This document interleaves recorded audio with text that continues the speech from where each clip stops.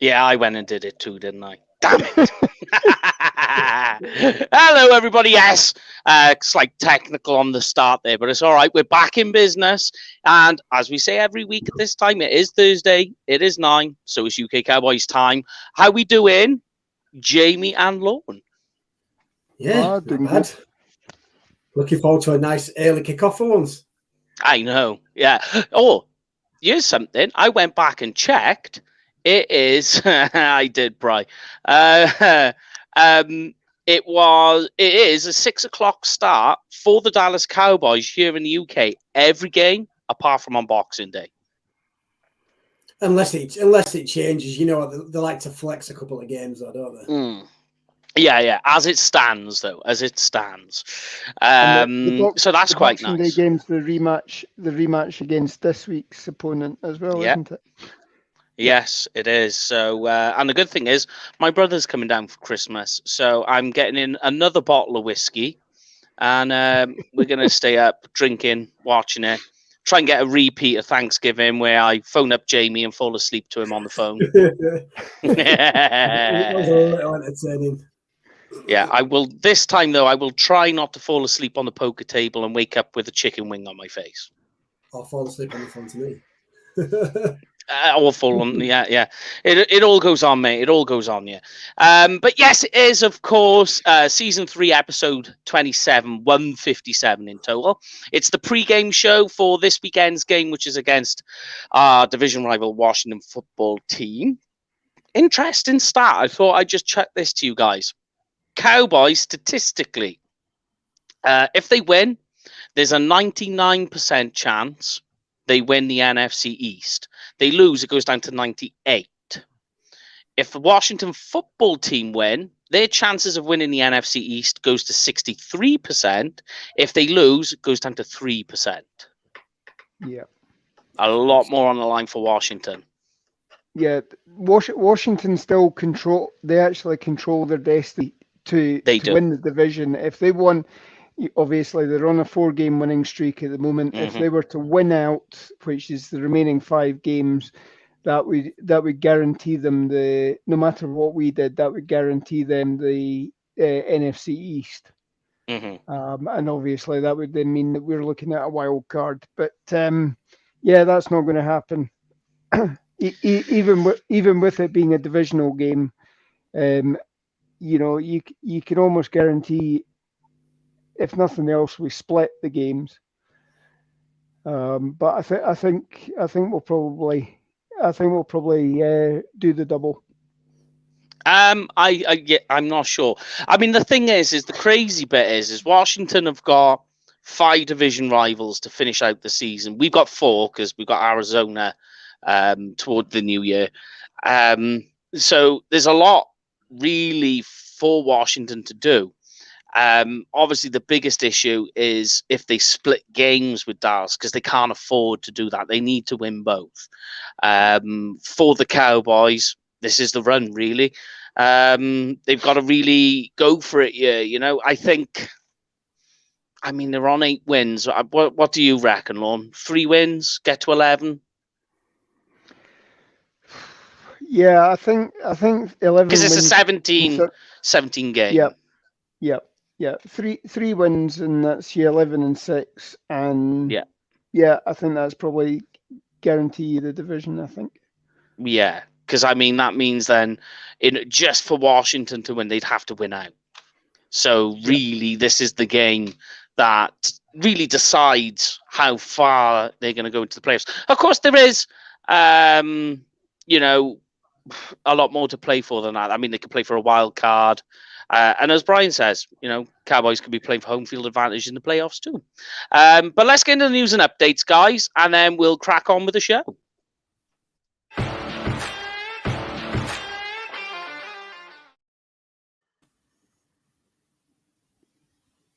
Oh, hold on. There we are. Who's doing that? Stop pressing those buttons, you pair. It's you, Jamie. I can see you. Yes, so news and updates. First of all, straight out of the bat, Tony Pollard with a foot injury meant immediately the Cowboys went out to free agency. They picked up running back E.O. Smith and put him to the practice squad, played previously for the Falcons. Does look like by what is being said, although we never know at this stage, it does look like Tony isn't going to be playing this weekend. So we'll see what happens there. Noah Brown also has a groin injury. In other news, though, Zeke, who keeps going on with this, whatever's going on, whatever his injury is, whether it's a knee or an ankle or groin, whatever is going on there, hamstring, he has been a full participant this week. We'll get into it on the offensive side because we're going to need him for sure in this week. On some good news, though, Randy Gregory, Neville Gallimore in the building. Looks like they are going to be playing this weekend. How do you guys feel about that? It's about time, and I say we've been looking forward to getting these guys back, and finally looking at full strength. We're obviously going to. Sounds like we're not going to get Pollard this week, and Zeke's still a bit touch and go, but it's looking better than it looked a few weeks ago, didn't it? Yeah. And it'll be the first time we have Randy, Tank, and Micah Parsons all on the field at the same time. So how they're going to utilize, how Robert Quinn decides to use Parsons, I really don't know. So I'm not sure how that's going to go. We'll get into that on the defensive side. Probably come at a good time as well. So it's jumping, Matt, and it's just more so just because of how Washington's injury list is kind of going as well. Like I think if I'm memory serves right, they've lost their 2 defensive players this week. And to be fair, if you look at the roster as a whole, a lot of people are underestimating them. So this could prove a dangerous game. Divisional games are always tough, but if you can underestimate you because they're losing some of the better players, I think like you said earlier, you could see this splitting, but I wouldn't be going into this overthinking. I'm thinking, right, let's move on to next week. Let's take this as it's an elimination game, and we need to win it. Yeah. If they lose this, if the Cowboys lose this week, they are in playoff mode really from here onward. You know, that's the way it's going to have to be. But talking of Washington's injuries, they're stacking up. So as you said, they've lost really 2 of their main defensive weapons. Montez Sweat has just been announced as going out. He's on the Rona protocol, and Chase Young, who went out the early part of the season. Also this week, a big part of their offense, tight end Logan Thomas, ACL tear, done for the year. In other news, though, we've got 2 concussion protocols. Running back J.D. McKissick, so we'll see on that one. Linebacker Jamin Davis, and also another interesting one who's going to be questionable is their safety Landon Collins with a foot injury. That is a big deal. Yeah. What I would say is Logan Thomas, they actually did a MRI on it, and it wasn't an ACL tear, but it's severe enough sprain that he has gone back onto IR, and because he's already been on IR once this season, that's him. He is done for the season. So that's his season over. So we're good. We're benefiting from that. Obviously, the Montez Sweat, because he's not vaccinated as well, there's a chance 10 days. He's got to be out 10 days at least. Yeah. You saw how Amari was coming back, and there was no guarantee that Amari was going to play last week as well. So potentially he could be out for the rematch as well in 2 weeks' time. It's very possible. It is very possible. So that could benefit us because, that the defensive line is probably one of the strengths of the Washington defense, but after that, and I don't want to say that the guys that they've got left are scrubs, but that's certainly taken it. Chase Young and Sweat have been two of their biggest well-known stars as well. So And you actually saw when Chase Young went out, I think their defense actually kicked it up a gear. I know, yeah. They went on a 5-game winning streak. Yeah. So, but that is something we'll get to on the defense, because certainly the Washington offense is punching above its weight, shall we say. That's for sure. But, I mean, we'll get on to the Cowboys offense first of all, because there's quite a bit to get on with. So we'll go on with that, and then we'll move on to the other side. So let's look at Cowboys offense versus Washington defense.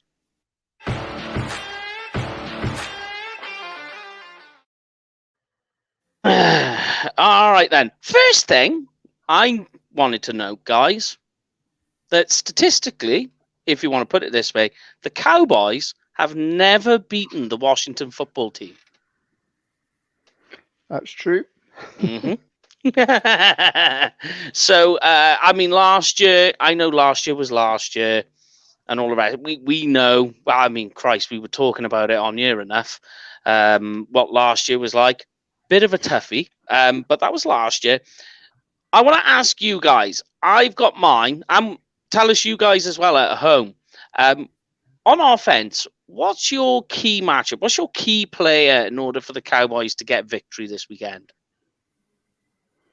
Just before you jump in, although Cowboys have never beaten Washington football team. Dak's 7-1 against Washington. Okay. Yeah, I know. I'm just using words. Oh, but I just thought, just to lighten the mood a little bit more. Yeah, you bring it back. But go on then, Jay. Since you're there talking, what's your key matchup this weekend on offense? It's probably going to be the offensive line against their defensive line. Okay, yeah, and fair. That's a little bit of a cop out in terms of not naming a single player. No. You go for it. Whatever you want. But it's like everything in it. If they can set the tone and we can get the run started early, like I say, Zeke's not 100% fit. Sadly, sounds like we're not going to have Tony Pollard. So them creating some holes, and then in the meantime keeping Dak off his ass is going to be the key in that. Because at the end of the day, we've seen it before, haven't we? This defense is playing like lights out, saying it tongue in cheek kind of thing at the minute. But if the offense I agree with you.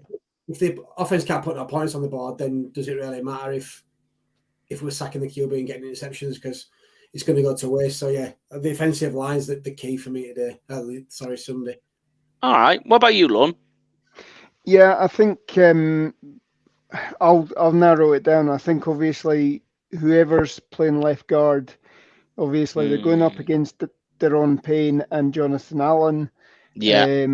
But again, the big body bruisers that Connor Williams, if he starts back, he and Tyler Biadasz have had problems with this season. Mm-hmm. So we need to get back on track with both of them and get them out of the way. And I think obviously that's the main aspect. I think, as Jamie says, the offensive line against the defensive line, we need to try and where we seem to have gone away from in the last 4 weeks during this tough spell that we've had. We don't seem to be able to get the outside run established. Again, maybe that's moving McGovern into Connor Williams, and we're not pulling as much, or we're not pulling as effectively, but we're just not getting the ball to the outside. If need be, we try and set up screens so that we can do that. If we can't actually get the runs going that way, let's get the screens going, and hopefully we block them better. But I mean, I think it all starts with how this offensive line lines up against the defensive line, to be honest. Yeah, I'm really, what we're trying to look for at this stage now is trying to get some normality and some synchronicity that we spoke about on Tuesday with Dave Hellman about. I'm with you. Left guard at the moment is important. But here's a question for you guys, and I'll give you my key matchup. Tyler Biadasz, center, right? didn't see much of him last year. You could class this really as his rookie year. Would you say from week 1 to week now, though, he's progressed? He's gotten better over the last few weeks.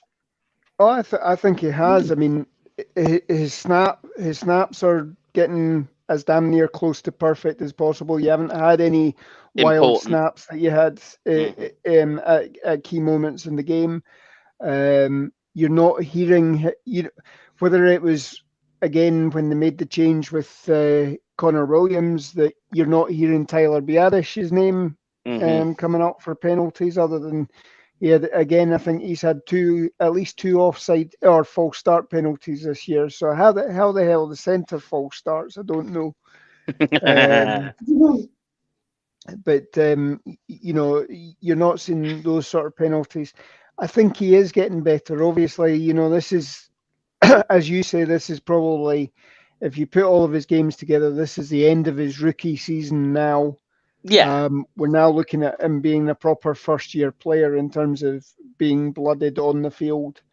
And I think he is. I think he is improving. And you saw it last year with Terence Steele as well. When it came to about week 10, 11, that's when he started locking down and not giving up the sacks that he was giving up earlier in the season as well. So it just goes to show that sort of 10, 11 games into your career, that's where you start to pick up things, or you should start to pick up things.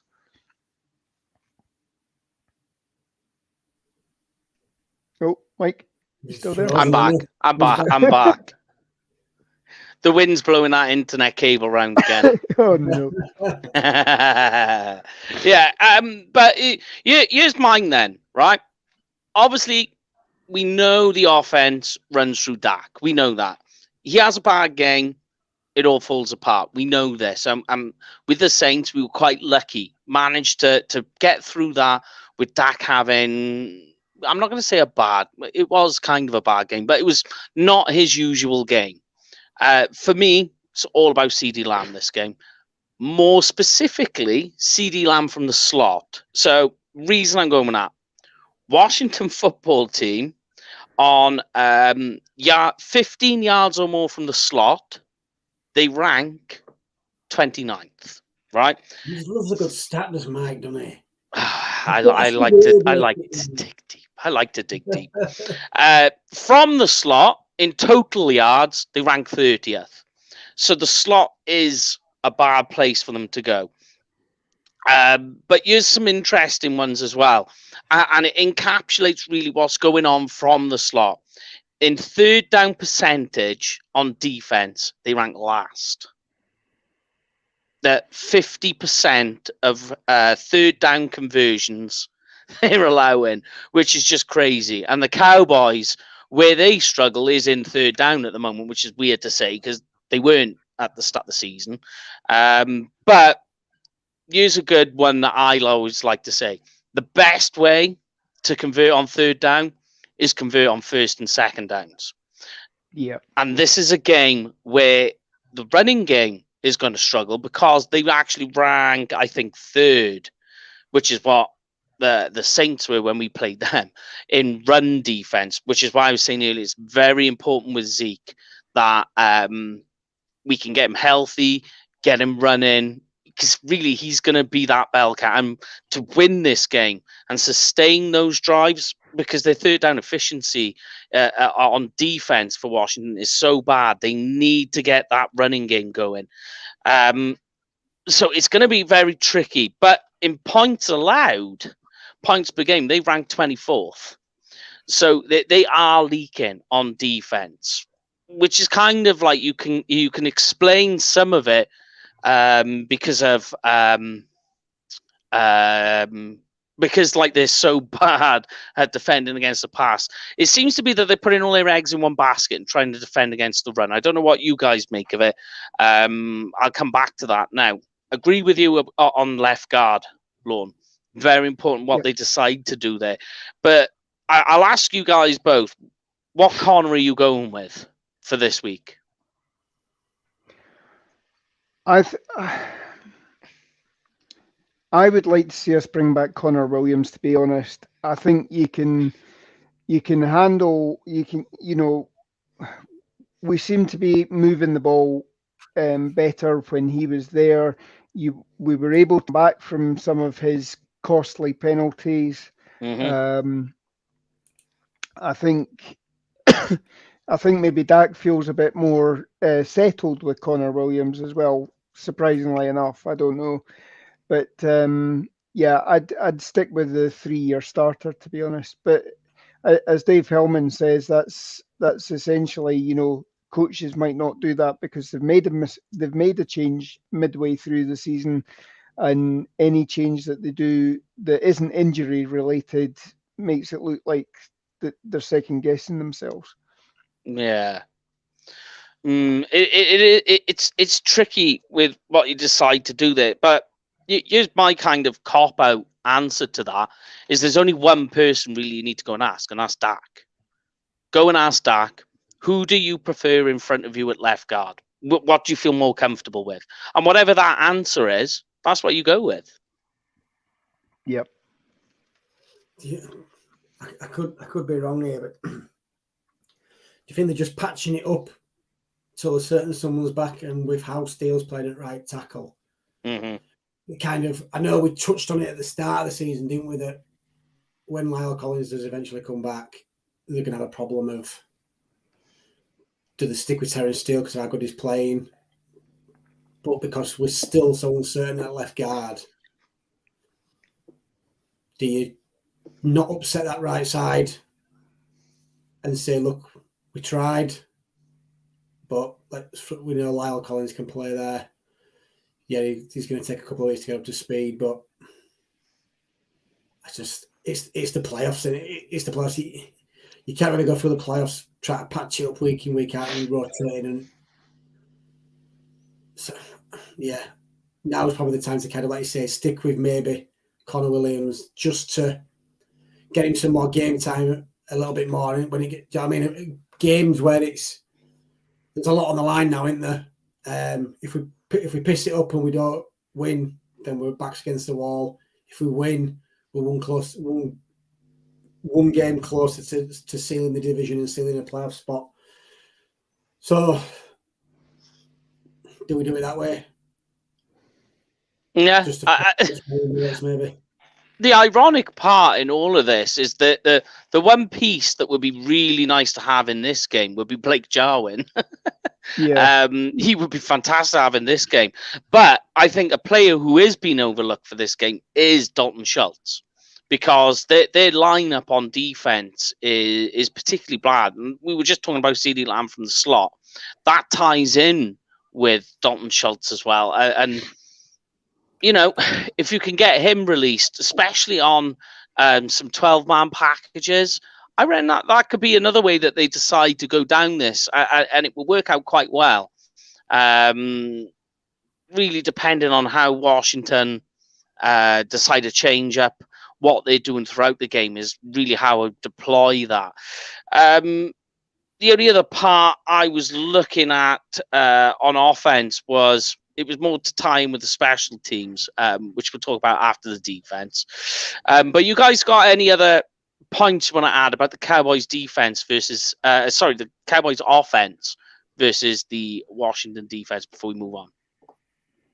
No, for me, I think you've pretty much nailed it all on their down. Yeah. It's just the offense has started to become that kind of thing in it where it's really, it doesn't need talking about. We know how explosive it is. We know where the issues are on the offense. And I say in a minute, it's that left guard spot. So do we keep running the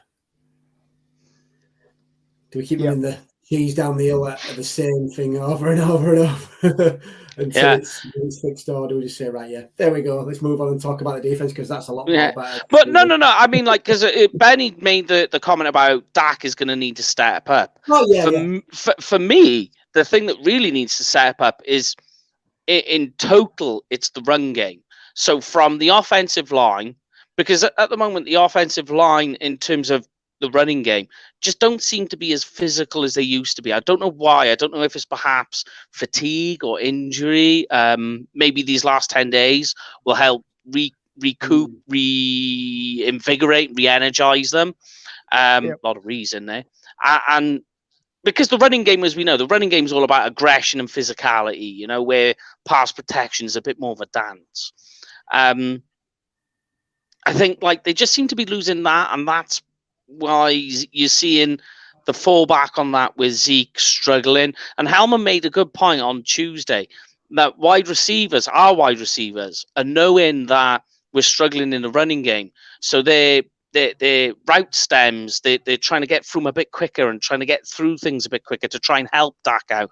And then that's why you're seeing the off, what happens then is the offshoot from that is these incomplete passes that look like they're out of sync. So it's a good point, and I quite like that. I took that away. But I do think it's going to stem from the running game. And I mean that as a total package, that you need the offensive line and you need Zeke to both really be on form in this game. Without the running game, it's going to really struggle. We touched on that again a bit then. Do you think that it's probably hampered us a little bit more than this year? The fact that we just seem to, majority of the time, I know a couple of people have gone in here and there and everywhere, but we don't have a kind of a natural free back set. Like I say, if Zeke goes down, he has, and he's kind of, the Cowboys have pulled the tread a little bit and gone, let's get him out of the game. So then it becomes obvious then if the run game goes through Tony Pollard, no one else. Whereas in years gone by, I know you're saying you had that third guy. I mean, bear in mind, don't forget, Jay, we did have that guy. And he went out for the season during training camp. So, and it was coming together quite nice. Yep. And I think Corey Clement can be a sort of complementary Pollard change of pace type back. So, it's probably better that Pollard can rest up as well this week, getting back for the long haul as well. And, maybe use Clement, and obviously Ito Smith that we've signed. Hopefully he's hit the ground running this week as well. And potentially he could be one of these players that can be promoted for 48 hours on Saturday as well. So, Yeah. I mean, Clement, we know what he is. Do you know what I mean? Being Cowboys, ironically, we know exactly what he is. But he is still a guy, because he has done it, that will break a 20-yard run, and that, all of a sudden you've got that backup running back that's doing that, and that's what can deflate a defense quite badly, is when that sort of thing, psychologically you think, oh God, no, we can't even stop this guy. We, as Cowboy fans, we saw that last year. So it can be. So depending on what they do with Corey. I mean, Corey's more of a special team / gadget sort of guy, really. But we'll see what they do. Whether, like you say, whatever they do with Ito, because they've obviously brought him for a reason. Somebody looked at and they've decided on. See what happens. But let's look at the defense, and we can move this along then, and this should be a bit more fun.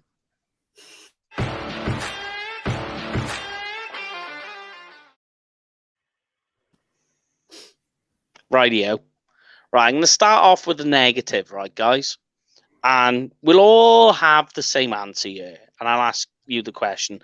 Last year, we played Washington football team twice. Antonio Gibson absolutely shredded us. So his first game against the Cowboys, 128 yards and a touchdown. End of the season, where they stuck 40 on us, he went 115 yards and 3 touchdowns. Now, I know that there's an issue that the middle of our defensive line, although it's bolstering up, they're beefing it up with Neville Gallimore, which is good news. That was obviously last year. Do we think the same thing's going to happen this year? Or have we got enough evidence that our defensive line and Micah Parsons are more than able-bodied enough to stop that from happening again? Washington's not even going to rush for 80 yards this week. I do love the confidence. Just put it out there straight away. Got it. No, you go both feet in, Jay. Yeah, I mean that's certainly where we've got to look at. Washington will try and pound the ball first and second down, try and make it short on the third down, because they're they're not very good at converting third and long. No. When obviously McLaurin is their main wide receiver weapon. You haven't seen much out of Curtis Samuel this year, so they'll be looking at running the ball as much as possible. So we need our linebackers and basically our front seven in total. We need them up and in the face and minimizing any gains at all.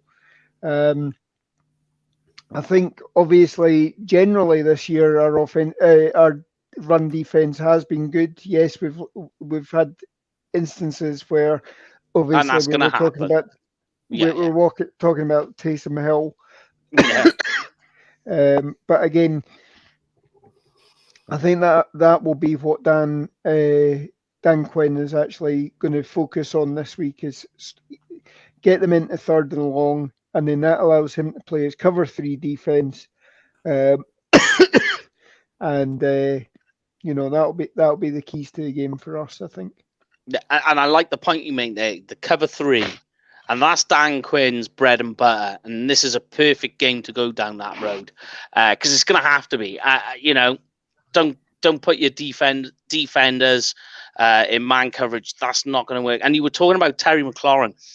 And I know there's a few people who asked the question, like, where's it going wrong for Washington with Scary Terry? And the answer's simple, is that he's not the right wide receiver for Heineke. Because when you look at Heineke's game, it's all about the short passing game. It's almost this, how to describe it, is a little bit of a hybrid West Coast offense where it's short passes, using the RPO. Because Heineke he's got wheels on him and he'll run. I made a note of it here somewhere that he will average 24 rush yards per game, 5.6 yards per attempt. That's not bad. That's the difference between, and we spoke about this with Dak not rushing the ball. That's the difference between 3 or 4 first downs in a game. It doesn't sound a lot, 24 rush yards, but from your quarterback, I mean, it is a difference. And that's their style, is that RPO, almost a little read option-esque that they go for. But what that means is for a guy like Scary Terry, who likes to play downfield, Heineke can't hit him. He can't reach him. That's not his style. And when it does is when it all goes wrong, because he's thrown for 18 touchdowns, but he's also thrown for 11 interceptions. And they all seem to be, when he's trying to go deep, that it all goes wrong. Yep. No, I think the thing is what they say. He picks up those yards every now and again on his feet. But that front four, they're no slouches. I mean, we've seen it before where they bust a gut and they can move and not. And we always bang on the same drum every week. But if you just look at the awareness of Micah Parsons, it's unreal. Mm-hmm. He's playing at a level that it looks like he's been in the league for 6-7 years. It's just his awareness is unreal. But you go, Jay. I'll ask you this question then. Don't look. I'm not on about particularly pass rushers, but more as a total defender. Rank the top 3 defenders here: DeMarcus Lawrence, Micah Parsons, Randy Gregory. 1, 2, 3. Who are they? Total package. Micah Parsons is clearly number 1 in that. Okay. And that's no disrespect to Randy or to DeMarcus Lawrence. It's just if like I say, and I said it looks like a 6-7 year veteran. His awareness is unreal. His speed to get to the ball, his hitting power, and I I suppose in a way though as well, it's probably hard to rank them as well, just for the fact that if you're talking overall package. Overall, just as a defender, they do different things, so it's hard to probably. It's easy to rank Gregory and Lawrence because the play what the they play do. position. Yeah, if you throw in a linebacker in there, it's a lot harder. But so probably at the minute, the best player on defense is clearly Micah Parsons. All right. What would you go with, Lon? Because I got a different answer there. I think because of what we've seen this year, I would agree with Jamie. Okay. I would hazard a guess that you're going to say that it's DeMarcus Lawrence, and Tank is first. I mean that just goes to, as we talked about on Tuesday, the performance of Tank in that New Orleans game, the first 3-4 drives or so, he hit the ground running last week as if he was hungry for the fact that he'd been out for 6, 7, 8 weeks of the season, coming in, and I mean he was all over the place, creating havoc, destroying plays for New Orleans, and funneling everything back into other people. Yes, he didn't come away from it in terms of the stats, but in the same way that you could actually argue a case that somebody like Osa Odighizuwa is actually playing on a level with Micah Parsons this year, because again he's taken on that sort of mantle from Tank Lawrence when he was playing. He was creating that same sort of pressure, setting the edge, funneling everything back, making people cut, and that that is obviously, it's not shown necessarily up on the stat sheet, but you can see it if you go and watch the game tape, rather than doing it from a fantasy football perspective or as Dave Hellman statistical. talked about. Statistical. But if you actually go and watch the contributions that they're making to the defense, I mean, I can see you probably say Tank first. I would then Parsons second, and Gregory, because he literally, I don't want to say he is, but he almost is a one-trick pony in that he is a pass rushing specialist first. He can do the mopping up on the run game as well, but he isn't as well suited to obviously what Tank can do. A different type of motor. But here's the point I'm trying to make, right? Is that everybody will, for one reason or another, for various different reasons, will go Parsons first, and some people will say Tank first, for whatever reason it is. But generally, a lot of people will say Randy Gregory's third, right? Bear in mind, Randy Gregory, before he went out on his injury, was having a Pro Bowl season. Oh, yeah.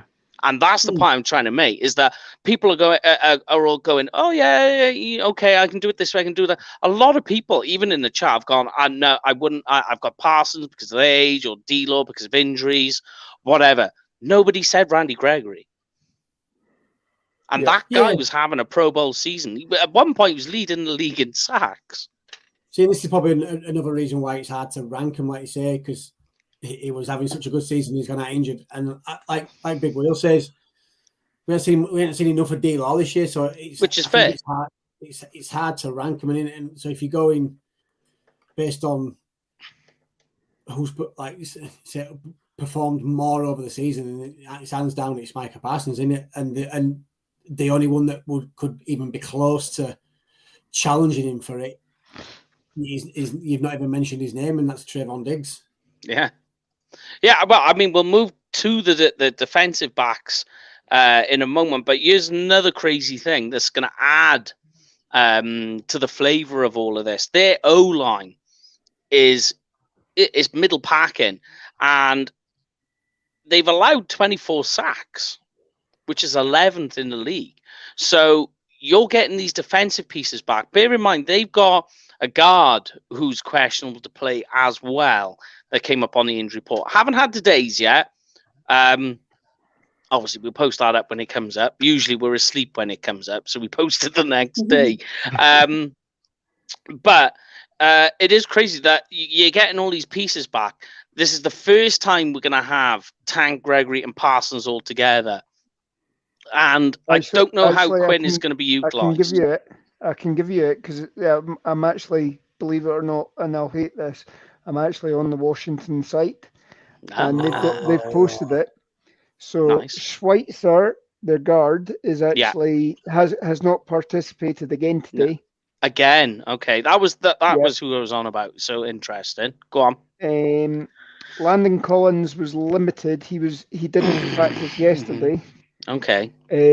Jamin Davis was limited today, but he's still concussion protocol. Yeah. Okay. Jonathan Allen was limited today.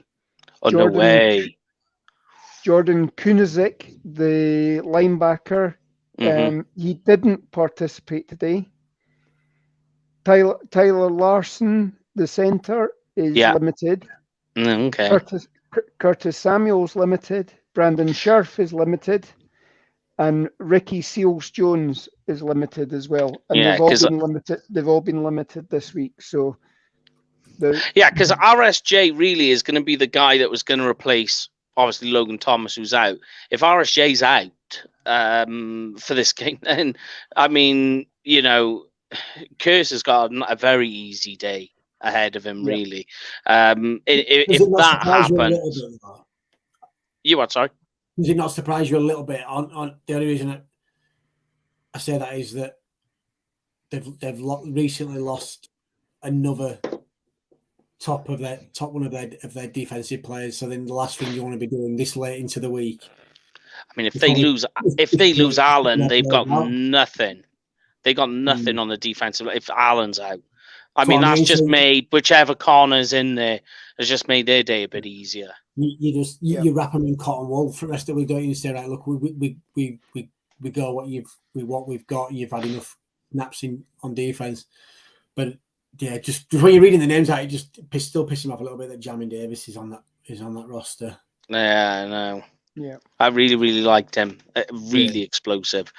There you go with DJ Dog saying the same thing. He just literally repeats what we're saying, or at the same time.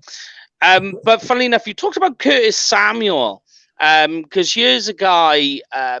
If we move to the defensive backs, we've seen Anthony Brown last week bounce back from a bad game. Great to see. Good news. This particular game, obviously, you're going to have in a vacuum, although it's not going to happen because Terry does move left and right, and I'm not traveling Trayvon Diggs. I'm going to leave him over there, cover whoever he covers. Obviously, depending on, that's we're talking in a vacuum again there. Curtis Samuel against Anthony Brown. Now, you see, this is the type of guy that Brown struggles with, those fast, quick twitch guys that can get over the top of them.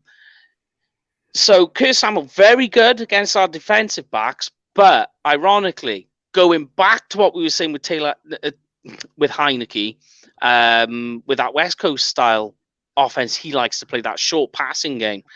Curtis Samuel having an unproductive year. So, the pattern is emerging with the Washington offense on really what they're trying to do. The only other guy I'm worried about, I don't know if you guys want to talk about him though, is DeAndre Carter. Yeah. Because if Curtis Samuel's out, he's going to be playing a lot more of the game. Yep. Yeah, I mean, he's stretching them for 14.1 yards of reception. Yeah. That obviously that's obviously a first down every time he catches the ball. Mm-hmm. Yeah, he could actually be. He's the only one that sort of. He's the threat. Yeah, I mean that. In comparison, Terry McLaurin is averaging 13.3. So, he's actually in terms of the, he's obviously shown he has the big play threat as well, and it literally is him and McLaurin that are the two that are getting all the yards mostly. Yeah. So for you guys, I mean, who's the biggest threat for you guys on this Washington offense? For me, I'm sticking with the pattern, and I'm going Antonio Gibson. But what is it for you guys? I think number one, you stop Antonio Gibson. Yeah. And then McLaurin's your next set. Obviously, we need to see what happens with the tight end system setup as well. But McLaurin and Gibson were the two that killed us last year, and I think until we see anybody actually step up, I think they're the two that we need to actually focus on for this game. Yeah, I'm not even that worried about Terry McLaurin, to be honest with you, because Heineke struggles to reach him on those downfield passes, and McLaurin's game isn't the short passing game. Although you still got to, I'm saying that again in a vacuum, that you still have to defend him. He's still a wide receiver in the NFL, so you still have to cover him. But the unproductiveness comes as a result of the style of play that they have to play. Obviously, when Fitzmagic was there, they could have carried on with the system, but here we are. But what about you, Jay? Where's the threat for you coming from on the Washington offense? I'm going to go a little bit left field. I'm going to say the quarterback, just because he's still a relatively unknown. He can move it around with his feet. Yeah, he's not got the greatest arm in the league, but he can make some of the big plays. And we said before, it's a divisional game. If he wants to get himself known, because he's rumored all the time. I mean, Washington had really never settled at quarterback, so they're likely going to go and look. Are they going to look in free agency, or they're going to look in the draft and try and draft a QB high? So he's going to have to at some point put himself in the window, because he's going to have to go latch onto another team. And what a perfect way in terms of, it's a divisional game. They've still got a shot at making the playoffs and still winning the division against one of the big rivals in their own backyard. Yeah, it's on. Oh, you know what I mean? It looks like it's one of the big game for the early ones. So what a way to put himself in the window than sticking one to the Cowboys. I think you've got to look at it. That's not taking away from, I mean, Gibson and McLaughlin and things like that, because I mean they are big time players, but you know what they bring to the table, so you can neutralize that a little bit easier, because you know what you're going to get with them. Whereas this QB is just it can be. I know you're saying the wheels. He does have wheels on him, so he can break and go. So that RPO and the read option that he can play. But they are also, just to make you aware, they're not very good in the red zone. They're like literally the last in the red zone in scoring. The same, just and taking it back to last week, Taysom Hill's not the greatest thrower of the ball, but look at some of the stuff he did with his feet. And I think that's a bit harder to think of matching up what you're going to do on defense, because you don't know what he's going to do. Yeah. Do you load the box a little bit for the run game, and then do you get burned because he's going to bust it outside and keep it himself, or do you sit back a little bit and open it for us? It's just it's a bit harder to plan against compared to a natural, like a Dak kind of QB, where Dak will happily sit in the pocket and wait out a little bit and let the play develop a bit more.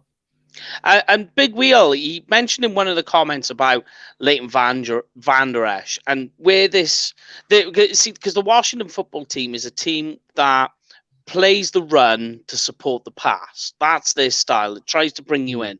But I think this is a perfect game. You've got Neville Gallimore back to solidify the middle, to try and two-gap the middle there, which he is quite good at. And if you've got him two-gapping, you've got LVE who can play that thumper role to defend against the run. So this is a game really where, because people are saying, well, where is Leighton Vander Esch? And there's a number of different narratives you can spin on that one. But this is a game where he can turn around and prove himself here and say, look, here we go. This is what you can use me for. This is what I'm here for. And this is the game for that. And I think if he does it, then we're away. Curse, you're going to bring him down into the box, because you're not going to worry too much about the tight end game, because really that's how they've utilized him.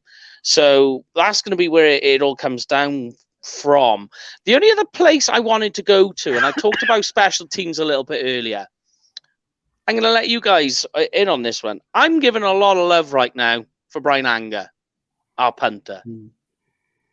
He's being totally overlooked. Go on, Jake. I was going to say, just before you jump onto that, can I just throw in a bit about Leighton Van Der Esch?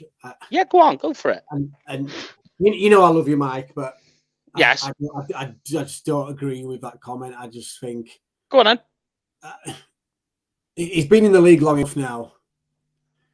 And how many times have we said over the last 2 years, this is the game, this is the game, this is the game, I know. This is the game. Yeah. You can't mollycoddle him. He's been on this team too long now. He's getting outshone by a rookie. Mm-hmm. And to be honest, he's only on this roster because the Cowboys got rid of Jalen Smith and because Jabril Cox is out injured. We haven't got anything better. Yeah, that's what I mean. And that's no disrespect to me. It's just he just hasn't done it. It's a little bit like Connor Williams on defense. He's just not got it, and I just can't see him getting it this week. I hope I'm wrong, but I just can't see it. It's quite funny, really, that when we said Jabril Cox went out with injury, everyone, oh damn it! Now, when you look back at it, you're like, no, that was really significant. Now, when you look back, you're like, yeah, that's gone kind of like under the radar in terms of injuries for the Cowboys and like how critical really it was. Yeah, I would agree. I mean, because obviously we were bringing him on slowly but surely. Developed into a good special teams player. He was leading the team on the goal line, special teams tackles. We brought him in that Giants game, and obviously, you saw the speed that he had to go and tackle Daniel Jones, and eventually knock Daniel Jones out of that game. Literally. Yeah, literally the next week that was him. He was injured, and potentially he could have been He could have been starting this year, or at this point in the season, he could have been starting for Keanu Neal or Leighton Van Der Esch. I mean, because Keanu Neal is struggling a little bit too. Yeah, I mean, I was saying off air on Tuesday night that PFF has given Leighton Van Der Esch a 50.4 grade so far this season, and Keanu Neal's only getting a 32 grade this season. So, they're obviously underperforming, especially when you consider that Micah Parsons has got an 85 grade. Yes, this is PFF. And, but, this obviously they're seeing something that I think most fans are seeing. What stood out for me in that New Orleans game, obviously, Leighton Van Der Esch only had one assisted tackle, nothing else on the stat sheet. Yeah,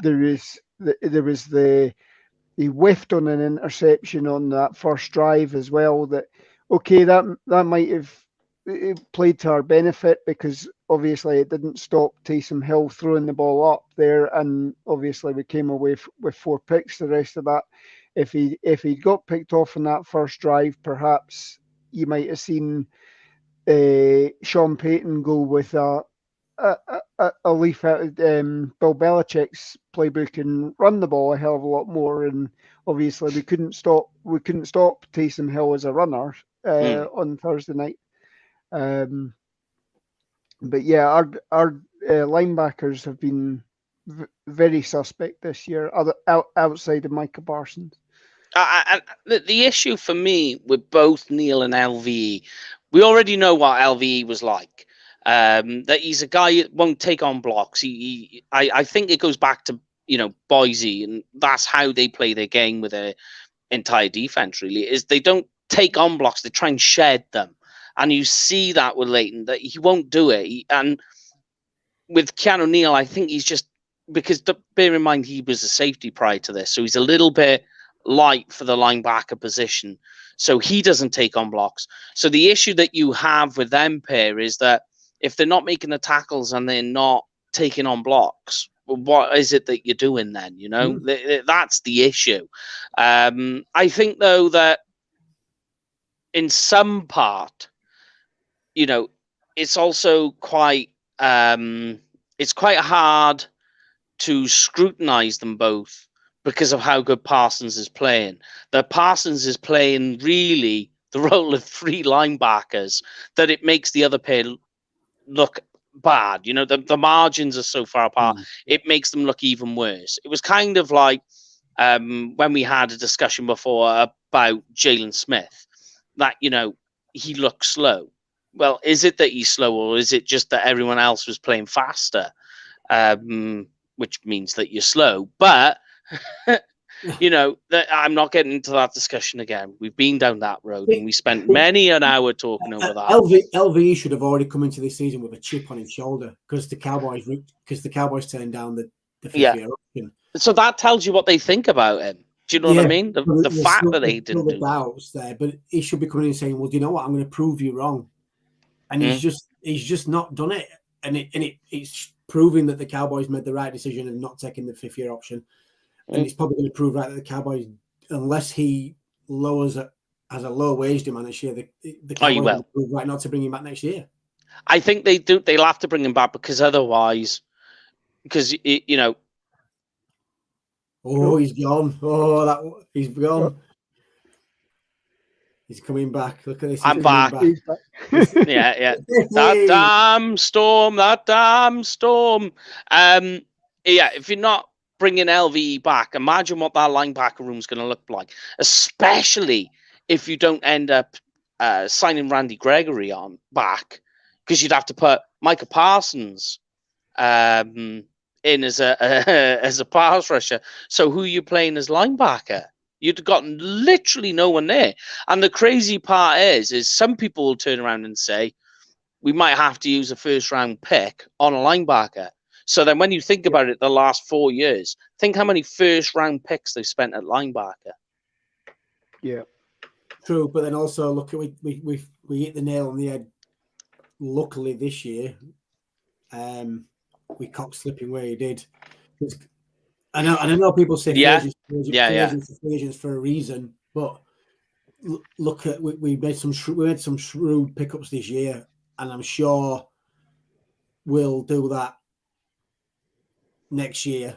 But I think it's just is it worth going over the same thing again and then sitting there and being like, well, let Van Der Esch did this and he missed this and he didn't do this and he didn't do that.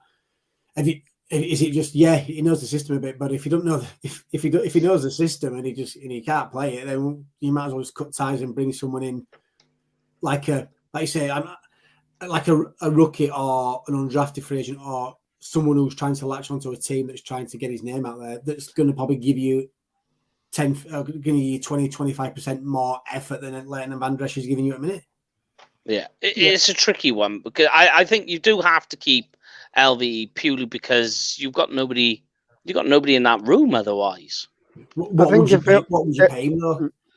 Oh, it would be a low based on injury and production, you know. But bear in mind, you do know what the ceiling is for LVE.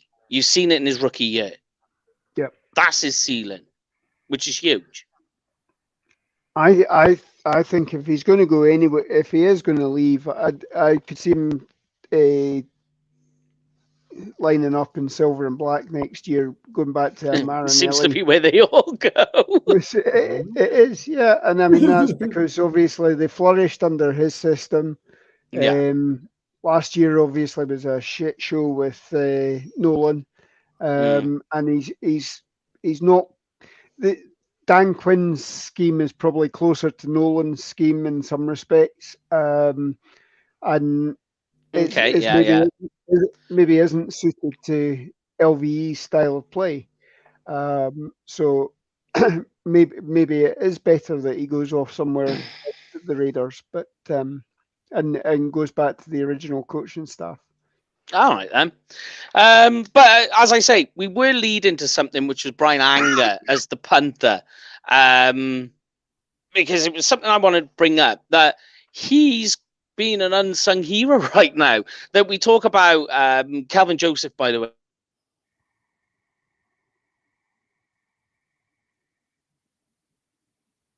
Is he gone again? I thought that Yorkshire stuff was bad, but it was even worse. Anyway, Kevin Joseph was playing great as gunner. Brian Anger as well. A lot of with the boys playing gunner is to do with Anger's punting. I mean, did you know this particular point that Anger leads the Dallas Cowboys historically in average yards per punt? Yep. He's leading the Cowboys historically. So that's pretty crazy. But that was just something I wanted to check in there, because a lot of our defensive positioning ends up being because of Anger's great punting skills at the moment. But okay then, guys, give me your score predictions. We'll move this on to the fantasy before I end up freezing up again. So give me your fantasy your score predictions. I'm going to go with mine first, and then we'll let everybody at home, you can give us yours too.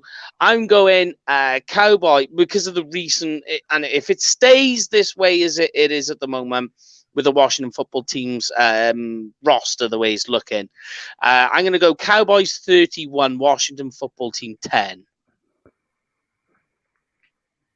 What are you going for then, Jamie? 31-17 to the Cowboys. Okay. And I'll go 33-17.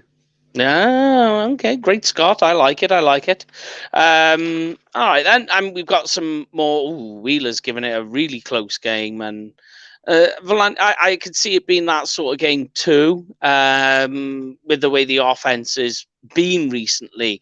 It gives you a bit cause for concern about not reaching 30 points per game. We'll see. We'll see how things come along now. But all right then. While people keep bringing in their final score predictions, we'll move on to the fantasy part, and then we'll finish up the show, guys.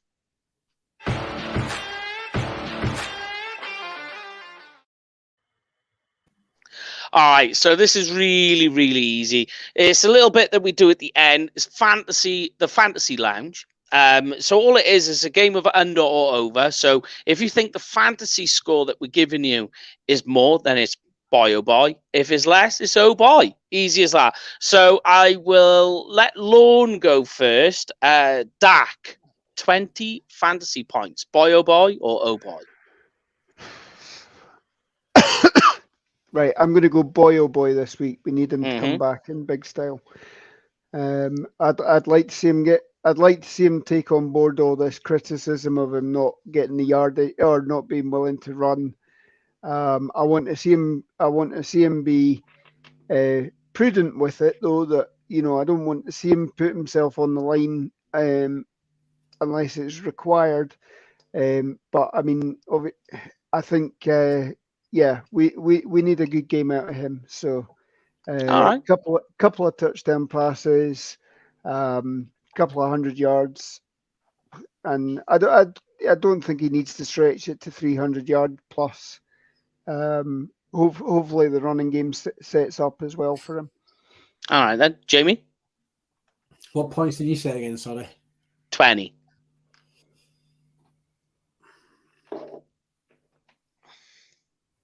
Boy oh boy, yeah. I think he's gonna get more this week. All right, then. Just because the run game is a little bit uncertain for us at the minute. Ooh, big Wheeler's going for less. All right. I'm guessing because the score he's given, he's thinking that defensive scoring is going to be a big game. So big it's very possible. Those tailgate fireballs in already, Annie. Yeah, he's drinking too much whiskey again, isn't he? Which we will be doing with him some point soon. Right then, guys. Heineke, 16 fantasy points. Boy oh boy or oh boy?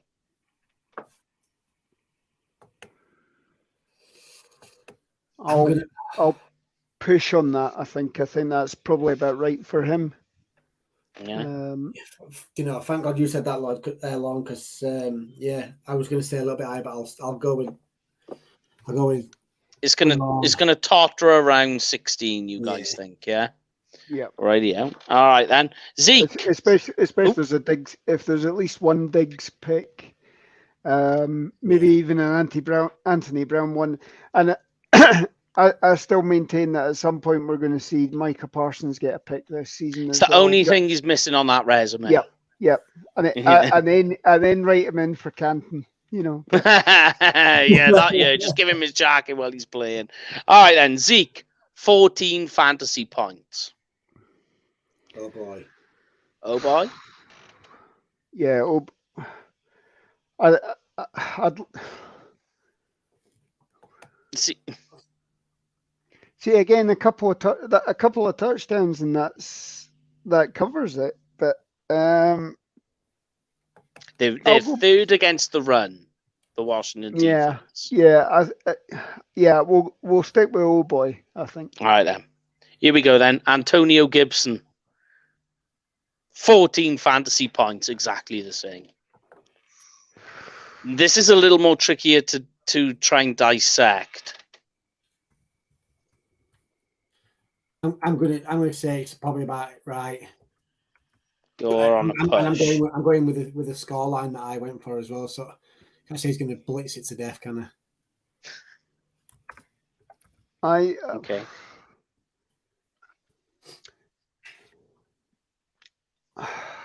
I'll push as well. I think the only way it's going to be oh boy is if we start hot and get them into a pass first situation. Yeah. I think they will try and load up on because of Gibson's previous form against us. I think they'll try and pound the ball with him, and that'll be they'll be trying for it. I think we will stand up a hell of a lot better than we did last year, especially with all these returning players. With the returning players is important, yeah. All right, Terry McLaurin, 12 fantasy points.